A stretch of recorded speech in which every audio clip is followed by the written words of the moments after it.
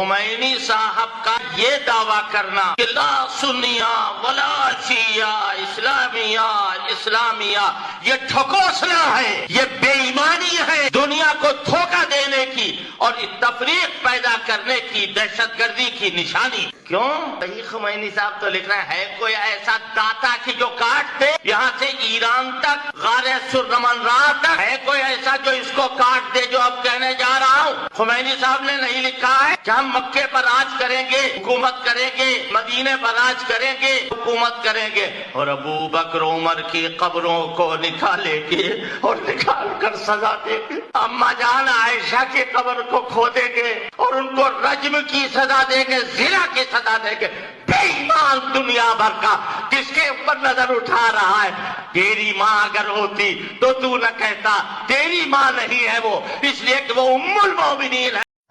شنو قيمة القدس؟ لك ما تسوى قيمة ما لها، لكن عالي الشيعي أفضل من القدس. إن عالي الشيعي أنا أروح أموت لي شيعي على مود القدس؟ هو شنو هو القدس؟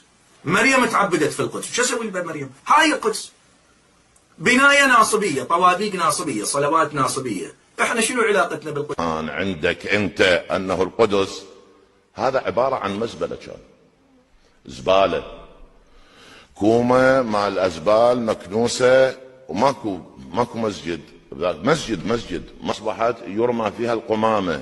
هذا أما هذا الموجود الآن هذا مسجد عمر، بناء عمر. والله العظيم لو حرر فلسطين مثلا، إسرائيل انتهى وجاء هنالك دولة اسمها فلسطين، هذا ليس في أي فائدة للشيعة. أردن ماذا يفيدنا أردن؟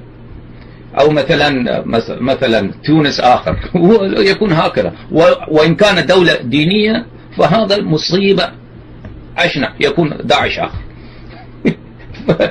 والفرق إسرائيل على الأقل أفضل.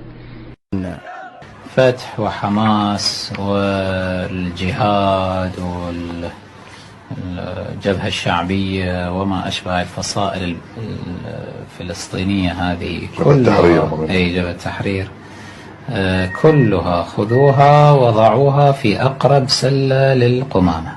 تفاجئوا إذا حصل قتال للعرب المسلمين مع إسرائيل، راح تكتشفوا الشيعة يقاتلون مع اليهود.